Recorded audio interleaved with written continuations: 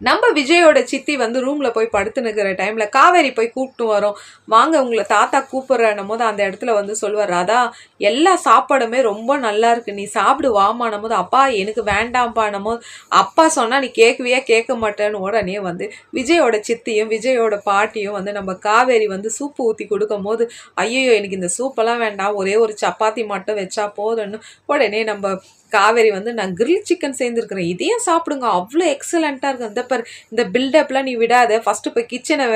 ready பண்ணிட்டு வர வேலையை பாரு, என்ன பாட்டி ஃபஸ்ட்டு சாப்பிட்டு என்னை பாராட்டுங்க பாட்டி, அதுக்கப்புறம் நான் கிச்சன்லாம் ரெடி பண்ணி கொடுக்குற போது அப்போ அந்த இடத்துல வந்து விஜய் வந்து சொல்லுவார், பாட்டி